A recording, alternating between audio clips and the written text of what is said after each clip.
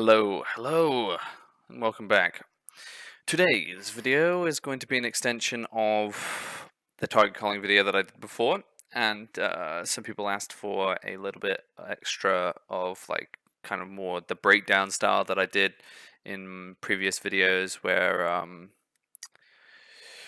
we had the comms broken down, and I was kind of showing you my decision making and showing you why I did things and what I was tracking. Bear with me, I'm a bit tired. I just got off a 5-hour stream and was doing some RPGs and stuff like that there to try and get some footage and things like that and pushing some threes. So what we're going to do here is I'm going to go through one or two, and maybe I'll go through a third if I think we haven't covered everything in this team fight. So I got my sexy ass down here, and I'm going to be up here for a bit, kind of just commentating on top of it. Now see what we're going to be looking at here. Out here is watching for when our healers are generally we're keeping track of the trinkets on the healers, the healing cooldowns and major defensive cooldowns that they have, because we can't really keep track of a whole lot. For the most part, other people will keep track of DPSs, especially people who are going to be CCing, and the healers will often call out if people are overextended and stuff like that. So with this team, we've essentially just decided to go for a really basic strategy. We're running in and we're going to have a team fight at Blacksmith, and then we'll go elsewhere. In this example, they only sent couple of people Blacksmith, and their main fight went Lumber Mill, so they end up getting a couple of counts on us, but we established dominance here, and we'll kind of display how we managed to take apart their team as quickly as we could, so they couldn't spin this and then reinforce it later, which could have caused a lot of issues for us. Yeah, I'm heading to gold mine. All right, let's get on Druid S. So right here, I say to get on the Druid because not only is he out of form, but he's also the one healer in this one scenario here. Without the Druid being alive, the other people are gonna flop really quick, and he's a pretty good target here compared to the other two. Just a better target in general, and you kind of you can default to healers, but you only really need to focus a DPS if they're doing a particularly large amount of damage, and it would be much easier for the Druid to heal these two classes, which also have independent defensive cooldowns, for them to last a lot longer, to allow for defense, reinforcements to come. And right here, we notice that he has used his trinket, and then he displaces away. So once he's displaced away, and we know that he doesn't have a trinket, I go, literally fuck him. I've decided to go the lock, because now we just need to make sure that nobody's going to be spinning this flag so we can get the cap. Lock D. We just go on the lock. Lock's a really good target to attack. I kick the fear just to stop CC, because it's just a good habit to be stopping any real CC coming out of targets or large amounts of damage. Coming in. We immediately swap onto the balance, and the important thing there is we swapped onto the balance, we're stopping the peelers, but we're also remembering that there's no trinket on the Ardruid, and we're also remembering that the Ardruid is going to be coming back in to try and heal them. So by calling out to the team, can we please get some CC on the Ardruid? If people weren't CCing him, they will go for it anyway. This monk is really good for going for his saps and everything on targets that don't have any trinkets and things like that. He's good at getting his CC out that way. He's also using his Ring of Peace to zone the Druid, which is a really good use of Ring of Peace. So now that we know that the Druid doesn't have any adaptation, we're going to get the flag. We're just trying to stop people from pushing in and trying to spin it a little bit more. Our Druid has no adapt.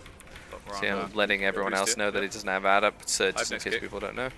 And right there, I'm saying that I have next kick, and we're making sure, reinforcing in people's minds that we need to be kicking. So we've established a good dominance in that fight. We kill a healer, and we're kind of just looking at what can we do with the team that we have at the moment, and we're nice and grouped. We're just making a decision as to where we want to be going. In this respect, we have a mage, so we decide to go Lumber Mill. Mage up to LM when we get it. Yeah, so we have we decided to go Lumber Mill because we have a mage, and they don't. So what we can do is we can take this node, and then we have the mage to slow fall us down afterwards. we hit here hard, and we notice that there's only a couple of people here. The priority target I'm going for is the priest. Not only is he's in there, but he's also kind of out of position towards that side. And if I get in and start dealing some damage, the rest of my team's going to trickle in and be able to start doing a lot of damage to the shaman, and also I'm going to be getting a lot of pressure on this disc, because the disc, once they're behind, they can stay. It's very difficult for them to get back if they have somebody glued on top of them. I also have full cooldowns. I have my sharpened blade. I have my storm bolt. I'm going to be able to deal a lot of damage to this disc and also generally disrupt him, because at the moment he's doing mainly DPSing. He doesn't have a lot of shields out, which is something that we need to stop. This is similar to Shadow Priests. We need to stop them from ramping up their VTs. Is similar to its Disc Priest is the same. We don't want them to get a lot of shields out, because then they'll become really, really tanky. If we stop the shields from going out to begin with and stop the healing from going out and establishing a good, comfortable barrier for them to have, they're going to be in a lot of trouble. Or Pushing to the priest. comes to Stunning the priest. right now. And it's really important for me. I'm letting my team know what I'm doing the entire time. That's not only to spur on their communication, but it's also keeping it in mind that what target I'm on, what I'm doing, and what's my plan for the team and what I want to get done. Because if I'm very quiet and I'm not very vocal at all, people don't know what I'm trying to achieve, and things won't really get done. And you can see that I'm saying that I'm on the priest, I'm getting some damage, and you can immediately see that the monk is sapping off healers and trying to get some CC in there. So we can already see that by expressing who I'm going on. People already know that there are off healer targets, and people will go out and CC them. Oh, that's an accidental going back, but so we swap off the priest onto the Ardruid after killing him. I have kick for him. Hey Lan, come over to. And then you have the Holy Priest coming up. Now, with the Swapping Holy too. Priest, you're seeing it played a lot more in RPGs after the buff. It has to cast a lot of heals, and getting onto them and kicking them frequently is a really good way of stopping them. What also needs to be bearing in mind, people don't play against or with Holy Priest that often. You can't fear them. I think at some point I go, oh, I'm fearing the Holy Priest, and I just remember that you can't as I do it, so I kind of wasted it. So that's just a thing to keep in mind. Holy priest. He's kicked. I'm gonna stun him out. Stunning. Important to call out CC when I'm Go getting sharpen it, blade. and then I'm sharpen blading after the Somebody CC keeps comes holy priest off. when he tries to cast. But I'm also letting everyone Priest know eight. that I don't have kick when I don't have it, and when I can kick. I can kick him again. Kicked. Holy priest 8 can drop here. Cloned full. And you'll frequently see me saying things like the Holy Priest can drop here, or there's a lot of damage on this person. If any, it's almost like a way of spurring on people to do that little bit more damage, or like kind of get a bit more out, get them pumping. It's like oh yeah, we almost got this sort of type of thing that you say, even if you don't have like a huge amount of damage. You say, oh, I'm doing a lot of damage to this guy. Like people are gonna maybe like people who aren't targeting them or doing some off thing, they'll focus in on trying to get the kill. Somebody kick him. Coming up to LM. Kicked him. Mine. They're incoming lumber mill. Now see, the kick there, I apologize for fucking skipping around. Sharpen.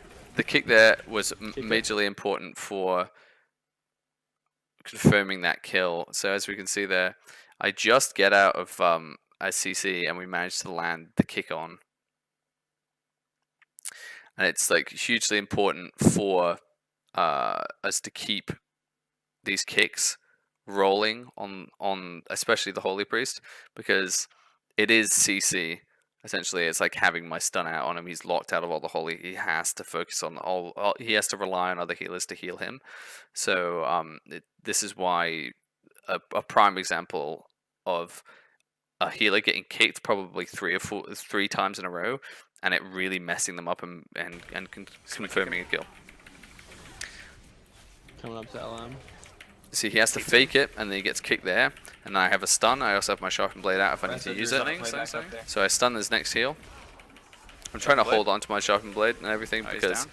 I don't want to necessarily waste on something that I don't need to use it for. But I end up using it just to confirm the kills so we can roll through them. Let's go to Boomy here. Boomy here. And because this healer's down, we can now start looking at DPS targets To Dispriest S. to kill them, so we can start going for the cap.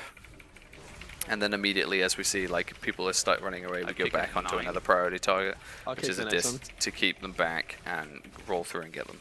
Sharpen blade in 2 for him. Sharpen. Kicked it. Again, just Yeah, letting he's up. people know what I have and Let's get on Ardric what's here. going is really important. And then we get on to the Ardric, which is the final healer. Nice, I'll stun out.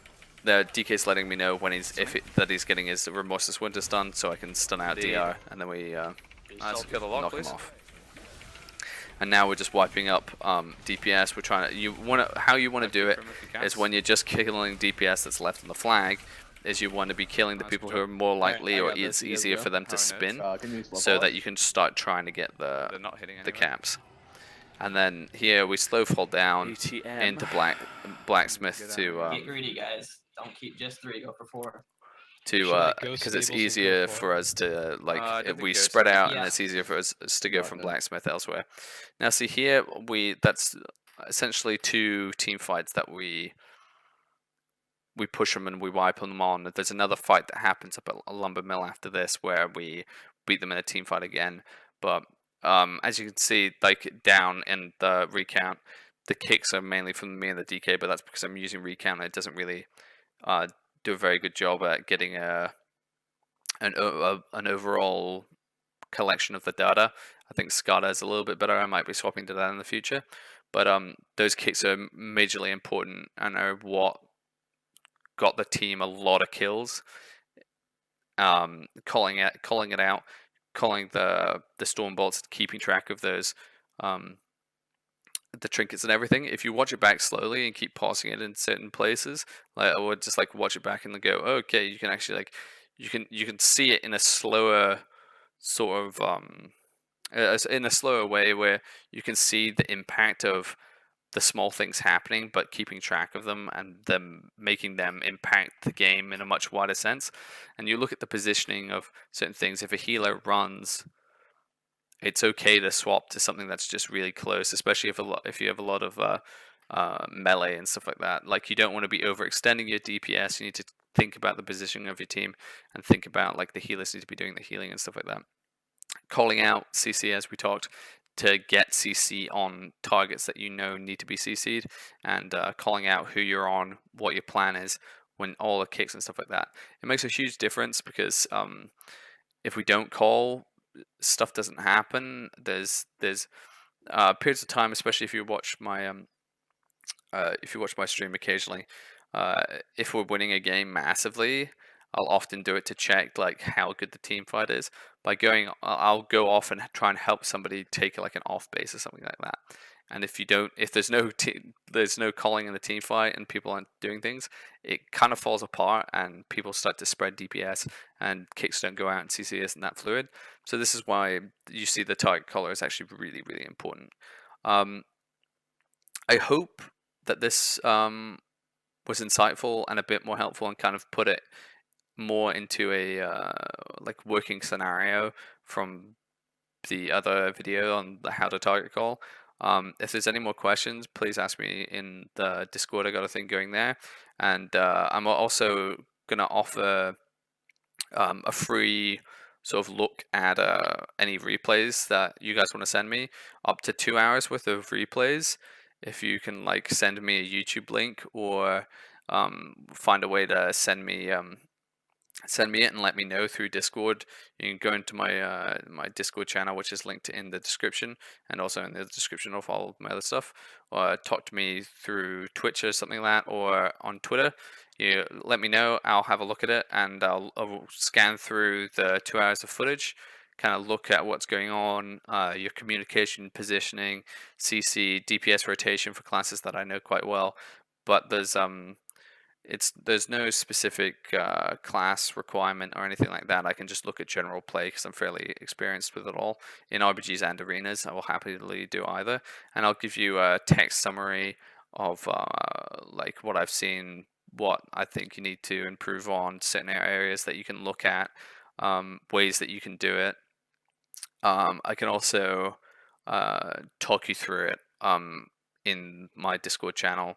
We can join a Discord and like we can run through the video together if you would like that. There's more details in the Discord about it.